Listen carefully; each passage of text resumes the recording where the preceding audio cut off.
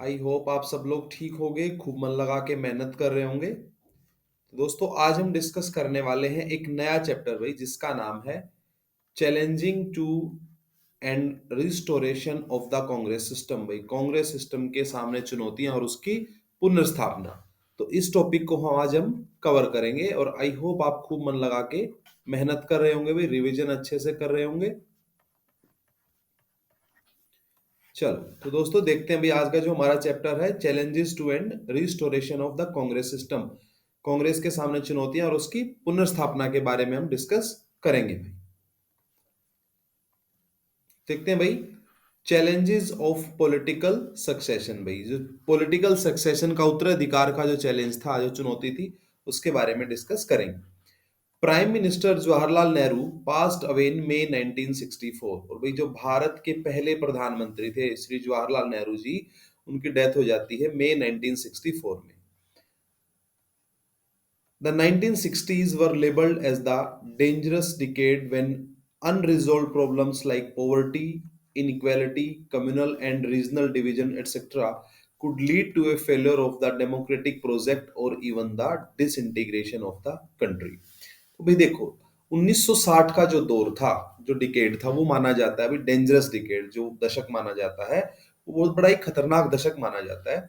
When unresolved problem like poverty, गरीबी जैसी, inequality, असमानता, कम्युनल एंड रीजनल डिवीजन जैसी जो समस्याएं थी, वो सामने आई, etcetera, could lead to a failure of the democratic project. और भाई जो डेमोक्रेटिक जो लोकतांत्रिक प्रोजेक्ट है, उसके फेलियर और even the disintegration of the country. और भी डिसइंटीग्रेशन, कंट्री का विघटन की भी नौबत, मतलब की समस्या थी, आ गई थी एक तरीके से। चलो देखते हैं नेक्स्ट भाई, फ्रॉम नेहरू टू शास्त्री। तो भाई जवाहरलाल नेहरू जो थे वो 64 तक प्राइम मिनिस्टर रहते हैं इंडिया के। उसके बाद जो भारत के प्रधानमंत्री बनते हैं, उनका नाम था Shri Lal Bahadur Shastri. Shastri was the country's prime minister from 64 to 1966. During Shastri's brief prime ministership, the country faced two major challenges. और भाई 1964 में, after the death of Pandit Jawaharlal Nehru, Lal Bahadur Shastri बनते हैं देश के प्राइम मिनिस्टर। और 2 साल के छोटे से कार्यकाल में उनको भाई दो बड़े मेजर चैलेंज जो थे, जो बड़े चैलेंजेस थे, वो फेस करने पड़े। पहला चैलेंज क्या था? India was still recovering from the economic implications of the war with China. failed monsoons, drought and serious food crisis presented a serious challenge. अब देखो भाई, इंडिया को क्या, एक तो इंडिया का ना वॉर हुआ था 1962 में चाइना के साथ, तो भाई फाइनेंशियल लॉस बहुत हो जाता है वॉर में। तो इंडिया क्या कर रहा था? Recovering from the economic implications of the war. तो भाई वो ग्रो, मतलब थोड़ा सा रिकवर कर रहा था। फेल्ड मॉनसून, और भाई मॉनसून नहीं, मतलब तरीके से नहीं आता है जो मॉनसून, तो भाई भारत का तो सारी ही अर्थव्यवस्था जो है, मोस्टली अर्थव्यवस्था जो है, क्योंकि वो एग्रीकल्चर बेस्ड है, और भाई एग्रीकल्चर बेस्ड बहुत सारा जो पार्ट है, उस टाइम की मैं बात कर रहा हूँ दोस्तों, क्योंकि उस टाइम पे क्या था, इंडस्ट्रीज वगैरह इतनी नहीं थी। आज जो है वो अ, जो भाई हमारा ट्रेजरी सेक्टर जो है वो काफी ग्रो कर रहा है, ठीक है। तो उस टाइम पे क्या था कि मॉनसून पे बड़ा डिपेंड करता था, एग्रीकल्चर अच्छा होगा तो देश की इकोनॉमिक ग्रोथ हो रही थी, अदरवाइज नहीं। And serious food crisis, drought, और भाई सूखा पड़ गया था, ठीक है। अगर जब मानसून नहीं होती है तो फिर क्या होता है, अकाल पड़ जाता है, अकाल तो नहीं बोलेंगे, तो सूखा पड़ना बोलते हैं, ठीक है। बारिश नहीं होती तो फिर अकाल की सिचुएशंस लाइक ऐसी पैदा हो जाती है। Serious food crisis presented a serious challenge. और भाई इसने क्या प्रेजेंट किया? एक serious challenge. The country also faced a war with Pakistan in 1965। और भाई 1965 में पाकिस्तान ने फिर से जो कच्छ का रण था, वहां पे क्या कर दिया था? अटैक कर दिया था।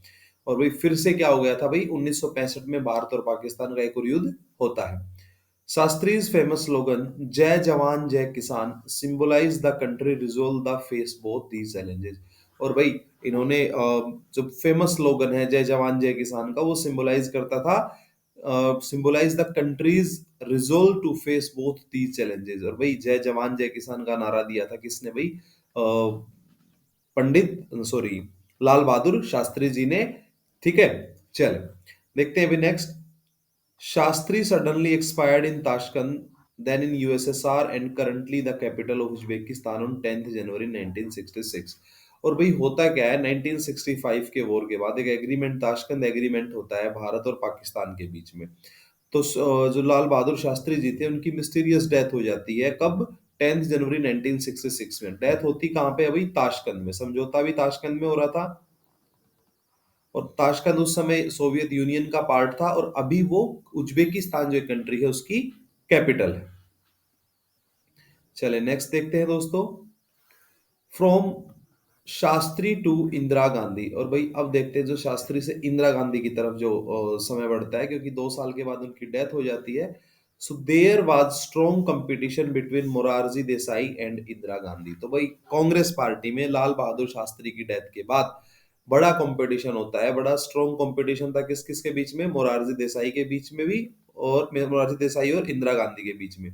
और आपको ध्यान होगा बच्चों, आपको पता हो तो मैं आपको बताता हूँ, जो पहले नॉन कांग्रेसियन प्राइम मिनिस्टर बनते हैं वो मोरारजी देसाई बनते हैं after emergency.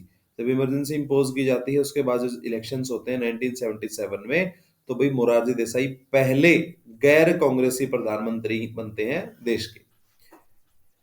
The contest was decided by a secret vote among Congress MPs. Indira Gandhi won by securing the support of more than two-thirds of the party's MPs. और भी party के 2/3 दो तिहाई जो एमपीज थे उन्होंने सपोर्ट किया किसको? इंदिरा गांधी को। Within a year of becoming prime minister, Indira Gandhi had to lead the party in a Lok Sabha election. और भाई 1 साल के बाद ही 1967 में क्या होते हैं भाई? फिर से चुनाव होते हैं। पहले चुनाव 1952 में, फिर भाई उसके बाद 57 में, फिर उसके बाद भाई 62 में, और फिर जो चौथे चुनाव होते हैं, फोर्थ जनरल इलेक्शन जो होते हैं, चौथे आम चुनाव जो थे वो भी 67 में होते हैं। और 1 साल के बाद ही इंदिरा गांधी को क्या करना पड़ता है? Had to lead the party ने लोकसभा इलेक्शन। लोकसभा इलेक्शन में पार्टी को लीड करना पड़ता है। फिर देखेंगे भाई फोर्थ जनरल इलेक्शन 1967। बता चुका हूं ऑलरेडी, जो पहले चुनाव हुए थे वो हुए थे 1952 में, सेकंड चुनाव हुए थे वो 1957 में हुए थे, फिर भाई 1962 में हुए थे, और फिर जो फोर्थ चुनाव थे वो हुए थे 1967 में। ठीक है, क्योंकि आपको पता है कि पहला जो चुनाव हुआ था वो लगभग लगभग 6 महीने तक चले थे। तो ये थे first general elections, second general elections, third general elections and the fourth general elections. वो हुए थे भाई 1967 में, 62 में, 57 और 52 में।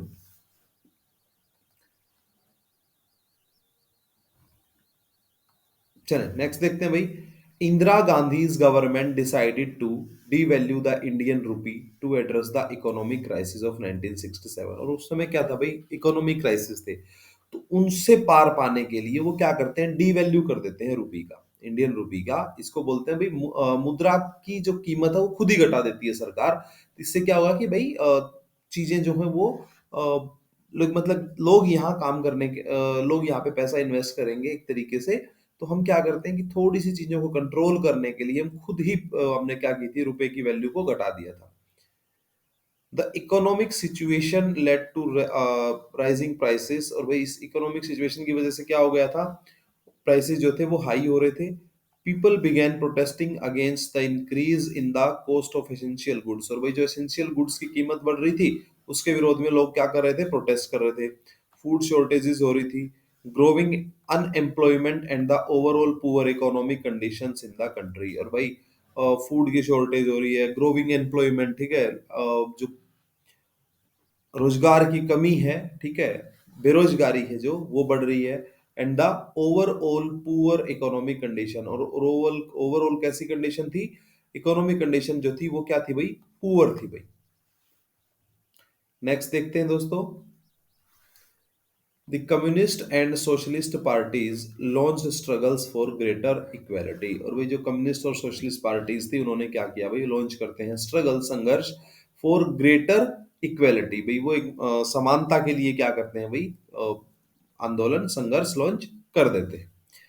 This period also witness some of the worst Hindu Muslim riots since independence. और भाई आजादी के समय से लेके अभी उस समय तक 1967 तक क्या हुआ था कि भाई कई बार हिंदू मुस्लिम दंगे भी, ठीक है, हिंदू मुस्लिम धार्मिक दंगे भी देखने को मिलते हैं, वो भी विटनेस होते हैं। चलें नेक्स्ट देखते हैं दोस्तों, करते हैं डिस्कस भाई नेक्स्ट स्लाइड पे। नॉन कांग्रेसिज्म, इसको देखते हैं भाई। नॉन कांग्रेसिज्म क्या था इसको समझ लेते हैं।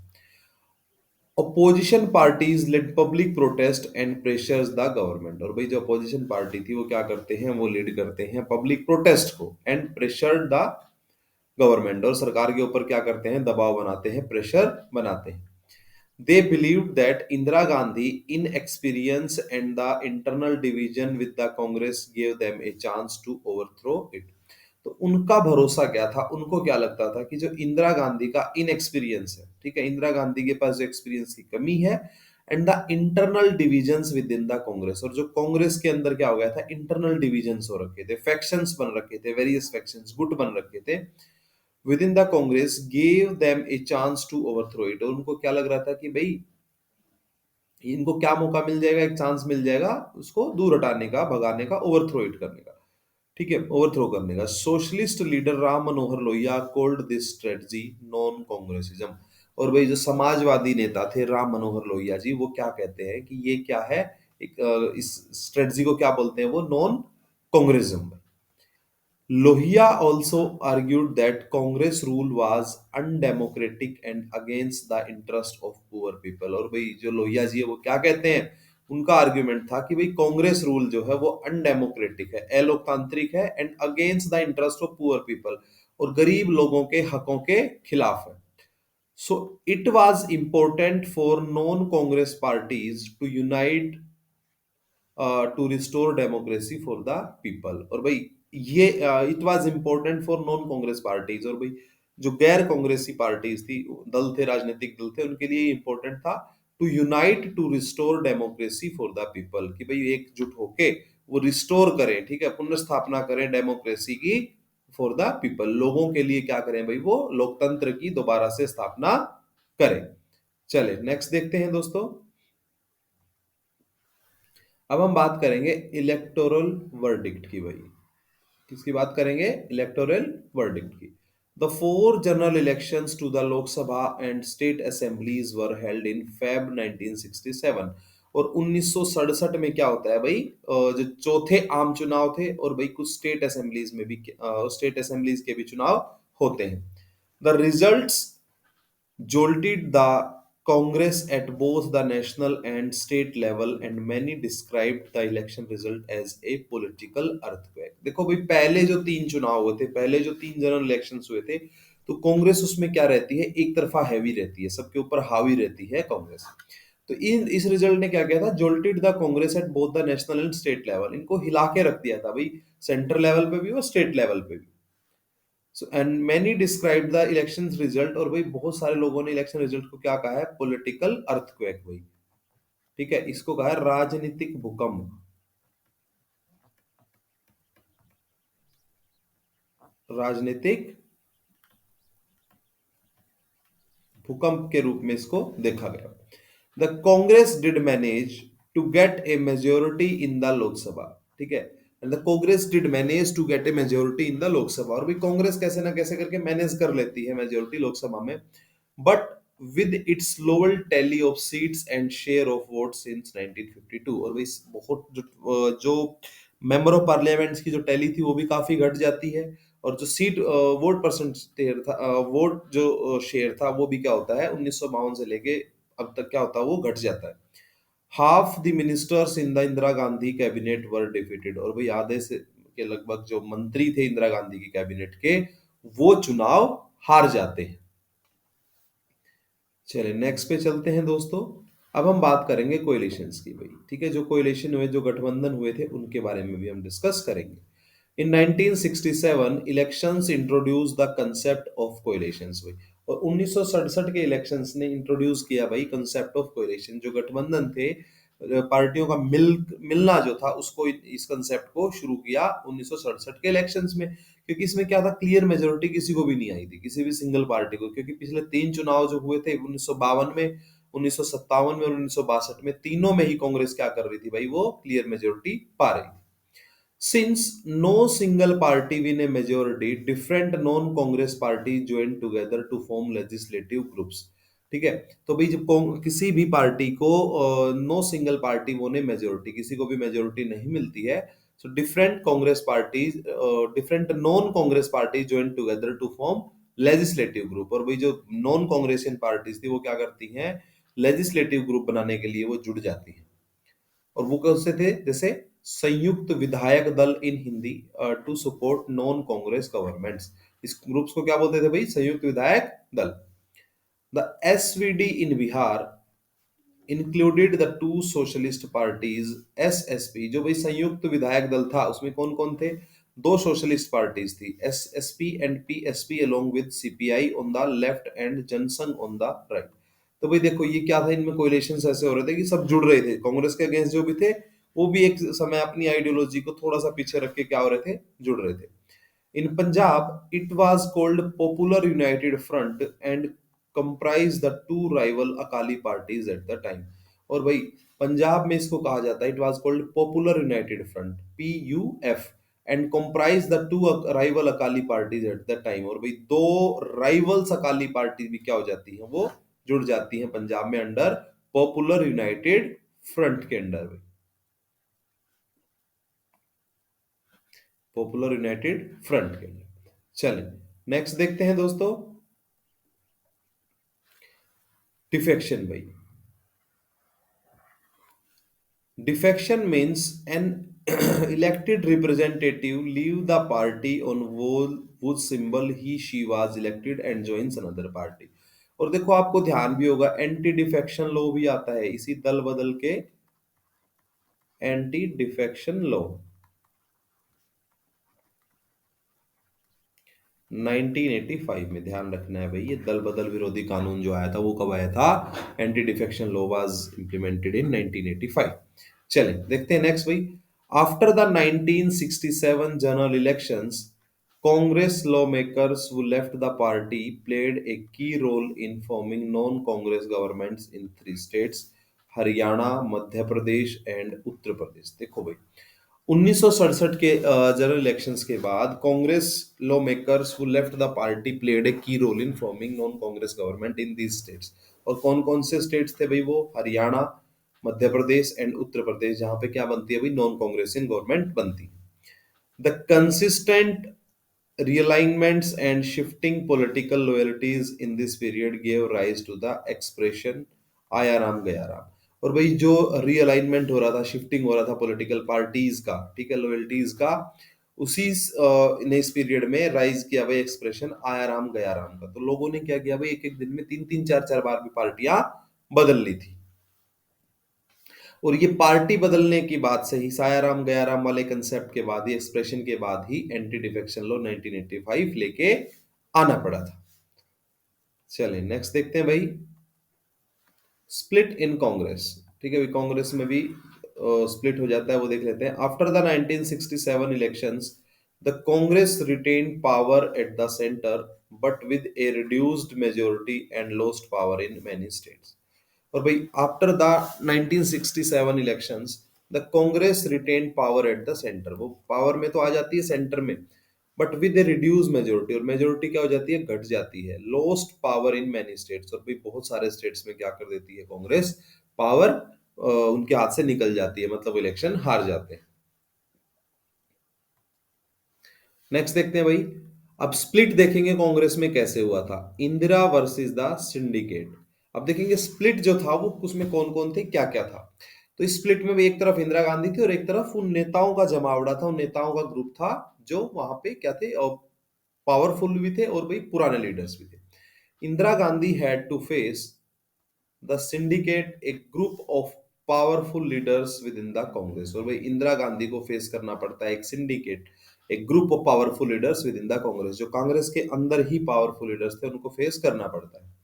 Over time she tried to strengthen her position in the government and party while ignoring the syndicate leaders.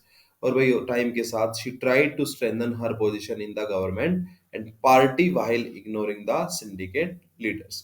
तो भाई टाइम के साथ क्या होती है, वो स्ट्रेंथन करती है अपनी पोजीशन को government, in the government and party while ignoring the syndicate leaders. और पार्टी क्या कर रही थी, इग्नोर कर रही थी सिंडिकेट लीडर्स को। Indira Gandhi face two main challenges. तो भाई जो दो मेन चैलेंजेस थे, ठीक है, दो जो मेन चैलेंजेस थे उनको देख लेते हैं। gaining independence from the syndicate and the rebuilding the Congress after its losses in the 1966 elections.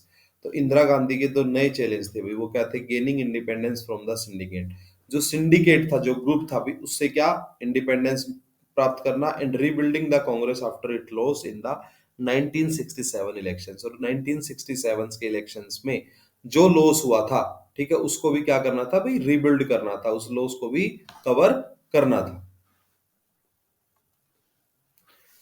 Indira Gandhi took a bold approach and launched several initiatives। और भाई इंदिरा गांधी क्या करती हैं भाई? वो एक बोल्ड अप्रोच को चुनती हैं एंड लॉन्च सेवरल इनिशिएटिव, और कुछ इनिशिएटिव्स को लॉन्च करती हैं। जैसे in 1967 she got the Congress Working Committee to adopt a 10-point program which included measures like social control of banks, nationalization of general insurance, limits on urban property and income, public distribution of food grains and land reforms. तो देखेंगे अभी इसको भी एक बार समझ लेते हैं थोड़ा सा अच्छे से। Indira Gandhi took a bold approach and launch several initiative. कुछ इनिशिएटिव्स थे, जैसे in 1967 she got the Congress working committee to adopt a 10 point program. और भी Congress committee to adopt a 10 सूत्रीय एक program, which in 10 points program मतलब 10 सूत्रीय एक कार्यक्रम था, which included measure like social control of banks. और भाई उसमें क्या था? Include measures like social control of banks, nationalisation of general insurance, limit on urban property and income, public distribution of food grains and land reforms. तो ये सारी चीजें जो थी भाई वो इसके अंडर थी। Now we will discuss about the presidential elections 1969। 1969 के भाई जो प्रेसिडेंशियल इलेक्शन थे, राष्ट्रपति के चुनाव थे, उनके बारे में भी थोड़ा सा हम डिस्कस करेंगे। The rivalry between the syndicate and the Indira Gandhi became public in 1969 after the death of President Zakir Hussain। और भी जाकिर हुसैन जो उस समय के प्रेसिडेंट थे, उनकी डेथ हो जाती है 1967 से लेके 1969 तक वो प्रेसिडेंट रहते हैं। तो भाई जाकिर हुसैन जी की डेथ के बाद क्या होता है? जो सिंडिकेट था और जो इंदिरा गांधी था, ठीक है, इंदिरा गांधी और सिंडिकेट के बीच में क्या हो जाता है भाई? जग जाहिर हो जाती है, ठीक है, पब्लिक हो जाती है जो राइवलरी थी, विच left the position of president vacant. और भाई क्या जाकिर हुसैन की डेथ के बाद क्या हो गया था? प्रेसिडेंट की पोजीशन जो थी वो खाली हो गई थी। The syndicate nominated N. Sanjeev Reddy, Neelam Sanjeev Reddy, the Speaker of Lok Sabha, as the official Congress candidate for the upcoming presidential election। तो भी जो सिंडिकेट था, जो ग्रुप था भी बड़े लीडर्स का, इंदिरा गांधी के अगेंस्ट वाला जो ग्रुप था, एंटी जो ग्रुप था, वो क्या करता है? वीवी नीलम संजीव रेड्डी को क्या कर देता है भाई, जो कि उस समय स्पीकर थे लोकसभा के, उनको मतलब कैंडिडेट बना देते हैं भाई, कांग्रेस का ऑफिशियल कैंडिडेट बना देते हैं प्रेसिडेंट इलेक्शन के लिए। In response Indira Gandhi supported vice president V Giri to run as an independent candidate. और भाई इसके रिस्पॉन्स में क्या होता है? इंदिरा गांधी सपोर्ट कर देती है, इंदिरा गांधी बोल देती है कि वीवी गिरी भाई, वो वीवी गिरी जो एक इंडिपेंडेंट कैंडिडेट थे, उनको सपोर्ट करती हैं। चलिए नेक्स्ट देखते हैं। Indira Gandhi also introduced popular policies such as nationalizing 14 major private banks and abolishing the privy purse, which were special privileges given to former princes। अब देखो भाई इंदिरा गांधी क्या करती हैं, इसके अलावा कुछ मेजर स्टेप्स भी लेती हैं। मेजर स्टेप्स जैसे 1969 में हमने पढ़ा भी था एक टॉपिक में कि 14 मेजर प्राइवेट बैंक थे, उनको नेशनलाइज कर देती है, उनका राष्ट्रीयकरण कर देती है। जिनमें बैंक कौन से थे आपको पता? Union bank of India, UCO bank, Dena bank, Canara bank, bank of Maharashtra, bank of Baroda, ऐसे करके भाई 14 जो मेजर प्राइवेट बैंक थे उनको नेशनलाइज कर देती है, सरकारी बैंक उनको बना देती है। इसके अलावा बच्चों जो एक इंपॉर्टेंट है वो है abolishing the privy purse. Privy purse में क्या था कि जब हमारे यहाँ प्रिंसली स्टेट्स थे at the time of independence, तो भी उनको कुछ पैसा दिया जाता था जब उनका इंटीग्रेशन होता है इंडियन स्टेट में। जब वो भारत में मिल जाते हैं तो उनके जो वारिस थे, उनकी जो संतानें थी या फिर जो राजा थे, उनको क्या उन प्रिंसली स्टेट्स को क्या दिया जाता था? एक भत्ता दिया जाता था, अलाउंस दिया जाता था, और वो अलाउंस बड़ा अमाउंट होता था। तो भाई इंदिरा गांधी क्या करती हैं? उसको प्रीवी पर्स बोलते थे, उसको एबोलिश कर देती हैं कि अब उनको वो खर्चा पानी बंद कर दिया जाएगा। Which were special privilege given to former princes. और जो प्रिंसेस को दिया जाता था वो पैसा उन्होंने क्या कर दिया भाई, वो अलाउंस उन्होंने बंद कर दिया। The defeat of the official Congress candidate marked the split in Congress into two separate parties. और भाई जो कांग्रेस का ऑफिशियल कैंडिडेट थे जो कि नीलम संजीव रेड्डी जी थे, और वो उस समय लोकसभा के स्पीकर भी थे, अध्यक्ष भी थे, ठीक है। उनकी हार से ही क्या हो जाता है, अभी कांग्रेस में ये फिक्स हो जाती है कि कांग्रेस का स्प्लिट हो गया, कांग्रेस का बंटवारा हो गया। और वो कौन सा, एक बन जाती है कांग्रेस ओ, जिसमें भाई ओल्ड पार्टी थी, led by the syndicate and known as the old Congress, ठीक है। जो सिंडिकेट था भाई, सिंडिकेट में कौन था, ग्रुप था भाई बड़े बड़े लीडर्स का, पुराने लीडर्स का, उनके नेतृत्व वाली कांग्रेस बन जाती है Congress O. And Congress R led by Indira Gandhi known as the new Congress, और जो इंदिरा गांधी के जो ग्रुप वाली कांग्रेस थी उसको कहा जाता है न्यू कांग्रेस। तो देखते हैं, नेक्स्ट डिस्कस करते हैं उसको भी। The 1971 elections and restoration of Congress, तो 1971 के चुनाव जो होते हैं अभी, 1971 के जनरल इलेक्शंस होते हैं, तो और कांग्रेस की पुनर्स्थापना। The Congress split left Indira Gandhi's government in the minority, और भाई क्या होता है, कांग्रेस कांग्रेस की जो स्प्लिट थी, जो फूट थी, उसकी वजह से क्या होता है भाई, इंदिरा गांधी की गवर्नमेंट आ जाती है माइनॉरिटी में। However she managed to stay in power with the support from other parties including the Communist Party of India and the DMK। अब ध्यान से देखना है इसको भाई, जब ओल्ड कांग्रेस अपना समर्थन वापस ले लेती है तो वही क्या होता है, अल्पमत में सरकार आ जाती है इंदिरा गांधी की, लेकिन इंदिरा गांधी कैसे भी करके उसको मैनेज करती है, और वो सपोर्ट लेती है भाई कम्युनिस्ट पार्टी ऑफ इंडिया का, सीपीआई का और डीएमके का। डीएमके दोस्तों एक पार्टी है जो कि तमिलनाडु की पार्टी है भाई, तमिलनाडु की रीजनल पार्टी है। In December 1970, Indira Gandhi boldly recommended the dissolution of the Lok Sabha, और भाई वो सलाह देती हैं, मतलब बहुत बोल्डली सलाह देती हैं भाई, और प्रेसिडेंट क्या करता है, डिसोल्व कर देता है किसको भाई, लोकसभा को डिसोल्व कर देता है। The fifth general election for the Lok Sabha was held in Feb 1971, और जो पांचवें जनरल इलेक्शन, आम चुनाव जो होते हैं लोकसभा के लिए, वो फरवरी 1971 में होते हैं। अब देखते हैं भाई the contest. The election seemed to be against Congress are most major opposition parties excluding the Communist and Congress formed an alliance called the Grand Alliance। अब देखो भाई क्या होता है, कम्युनिस्ट पार्टी और इंदिरा वाली पार्टी को छोड़ के, ठीक है, जो इंदिरा वाली पार्टी को छोड़ के क्या था कि सब एक ग्रैंड अलायंस बनाते हैं, ग्रैंड अलायंस बनाते हैं, ठीक है, एक गठबंधन बनाते हैं, बड़ा गठबंधन। The ruling Congress had an alliance with CPI, और जो रूलिंग कांग्रेस थी इंदिरा गांधी वाली, वो बनाते हैं भाई CPI, communist party of India के साथ अपना गठबंधन। The grand alliance lacked A clear political plan, Indira Gandhi set the position only goal was Indira हटाओ, ठीक है।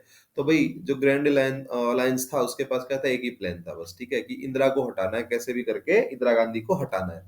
And Indira Gandhi said opposition only goal, कि भाई इंदिरा गांधी क्या कहती हैं कि जो अपोजिशन है, जो विपक्ष है, उसका एक ही गोल है, वो है इंदिरा हटाओ, remove Indira. She gave the famous slogan गरीबी हटाओ and focused on the growth of the public sector, और भाई इस इलेक्शन में इंदिरा गांधी एक फेमस स्लोगन नारा देती है जो था गरीबी हटाओ, रिमूव पॉवर्टी, और फोकस करती हैं growth of the public sector, public sector के ग्रोथ पे वो फोकस करती। The slogan of Garibi Hatao and the programs that followed it were part of Indira Gandhi political strategy of building an independent nationwide political support base। और भाई देखो जो गरीबी हटाओ का स्लोगन था और जो कार्यक्रम था वो क्या था भाई, it were part of Indira Gandhi political strategy, ये इंदिरा गांधी की पॉलिटिकल रणनीति का, स्ट्रेटजी का हिस्सा था। And building an independent nation wide political support base, और भाई उनको एक स्वतंत्र पॉलिटिकल सपोर्ट मिल रहा था पूरे वर्ल्ड, मतलब इंडिया वाइड से, पूरी कंट्री वाइड से, पूरे देश से उनको क्या मिल रहा था, एक पॉलिटिकल सपोर्ट मिल रहा था, और ये उसी पॉलिटिकल सपोर्ट को पाने की एक रणनीति का हिस्सा था। नेक्स्ट देखते हैं भाई, the outcome and the after effect, वही आउटकम और आफ्टर इफेक्ट देख लेते हैं। The 1971 Lok Sabha election result was dramatic, और वही बड़े ही नाटकीय रिजल्ट रहते हैं। वो कैसे रहते हैं, the Congress R CPI alliance won 375 seats. देखो दोस्तों आज भी नहीं मिलती इतनी सीट्स, ठीक है, 545 सीट्स होने के बाद भी किसी अलायंस को 375 सीट्स बहुत बड़ा फिगर हो जाता है। And secured 48.4% of the votes, और भाई जो कांग्रेस आर और सीपीआई का अलायंस था, इंदिरा गांधी वाली कांग्रेस और सीपीआई का जो अलायंस था, वो 375 सीट्स जीत जाते हैं और टोटल 48.4 मतलब मतलब लगभग लगभग 48.5% वोट शेयर उनको मिलता है। Indira Gandhi's Congress alone one 352 seats with 44% of the votes, और भाई 44% जो वोट था वो मिला इंदिरा गांधी वाली पार्टी को, कांग्रेस आर को, और 352 सीट्स अकेली इंदिरा गांधी की पार्टी जीत जाती है। The Congress, or despite having many strong leaders, got less than a fourth of the votes Indira Gandhi's party received and won only 16 seats. अब भाई कांग्रेस ओ जो कि ओल्ड कांग्रेस थी, उनके पास बड़े लीडर्स भी थे, फिर भी क्या होता है भाई, उनको वन फोर्थ सीट मिलते वोट्स मिलते हैं और सिर्फ वो 16 सीट जीत जाती हैं। आप देखो, इंदिरा वाली जो पार्टी है वो जीत रही है अकेले 352 सीट्स, और जो सिंडिकेट वाली है वो जीत रहे हैं सिर्फ और सिर्फ 16 seat. The grand alliance combined बेयरली one 40 seats. इनकी सारी 26 मिला के 40 हो जाती है, और ये भाई 375 सीट्स जीत जाता है जो इंदिरा वाला अलायंस था। As a result, Indira Gandhi's Congress party proved itself as the real Congress and the regained the dominant position in the Indian politics. और भाई इस रिजल्ट से क्या हो जाता है कि जो असली कांग्रेस है वो कौन सी है, इंदिरा गांधी वाली कांग्रेस है, ठीक है। एंड वो प्रूव कर देते हैं कि वो ही क्या है, वो असली कांग्रेस है, and regain it's dominant position in Indian politics, और वो अपनी डोमिनेंट पोजीशन जो उनको क्या करते हैं भाई, रिगेन कर लेते हैं, उन्हें प्राप्त कर लेते हैं। नेक्स्ट देखते हैं। The 1971 elections were followed by the crisis in East Pakistan and the Indo-Pak War leading to the establishment of Bangladesh। अब देखो भाई, 1971 के इलेक्शंस के बाद ही क्या हो जाता है, ईस्ट पाकिस्तान में क्राइसिस आ जाता है। इंडो पाक इसी इंडो पाक जो वॉर था वो इसी क्राइसिस की वजह से था, और बांग्लादेश की क्या होती है भाई, एस्टेब्लिशमेंट होती है। Her party swept through all the state assembly elections in held in 1972, और भाई इंदिरा गांधी की जो पार्टी है वो स्टेट असेंबली इलेक्शंस में भी स्वाइप कर देती है बिल्कुल 1972 में। Now we will discuss about the restoration of Congress, ठीक है। Indira Gandhi didn't receive the old Congress party but created a new popular party that included social groups such as the poor, women, Dalit, Adivasis and minorities. और इंदिरा गांधी को भाई पुरानी वाली कांग्रेस पार्टी तो नहीं मिलती है, बट वो एक नई पार्टी बनाती है, पॉपुलर पार्टी बनाती है, दैट इंक्लूडेड सोशल ग्रुप्स, और जिसमें भाई सोशल ग्रुप्स भी थे, जैसे भाई गरीब लोग हैं, महिलाएं हैं, दलित्स हैं, Adivasis and minorities. In this way, Indira Gandhi restored the Congress system by changing its nature। और भाई इस तरीके से, इस रास्ते से, इस वे से क्या होता है, Indira Gandhi restored the Congress system by changing its nature. और भाई इंदिरा गांधी रिस्टोर कर लेती है कांग्रेस को by Congress system by changing its nature, और उसका नेचर बदल गया। तो दोस्तों ये था भाई हमारा टॉपिक। तो सभी बच्चों को हमेशा बोलता हूं दोस्तों, रिवीजन करना है अच्छे से। ये आपका रिवीजन है दोस्तों, करत करत अभ्यास के जड़मति होत सुजान, रसरी आवत जावते सिलपत पड़त निशान। ये पंक्तियां आपने सुनी होंगी। इन लाइंस में क्या कहा गया है कि भाई आप जब अभ्यास करते हैं बार बार, ठीक है, तो जड़मति होता है, जो बिल्कुल बुद्धू होता है वो भी क्या हो जाता है, सुजान हो जाता है, बुद्धि वाला हो जाता है। और जब कुएं से पानी निकालने के लिए हम बार बार पत्थर से रस्सी घिसती है, तो वो भी पत्थर के ऊपर भी नरम सी मालूम मुलायम सी रस्सी भी क्या कर देती है, निशान डाल देती है। तो ऐसे ही अगर आप बार बार रिवीजन करेंगे, अच्छे से रिवाइज करेंगे चीजों को दोस्तों, तो आपको भी इसका बहुत बेनिफिट मिलने वाला है। और भाई मल्टीपल चॉइस क्वेश्चंस और प्रीवियस ईयर क्वेश्चंस, इनको भी एक बार अच्छे से देख लेना है। तो दोस्तों मिलते हैं भाई नेक्स्ट सेशन में। तब तक के लिए अपना ख्याल रखिए, खूब मेहनत करिए। जय हिंद।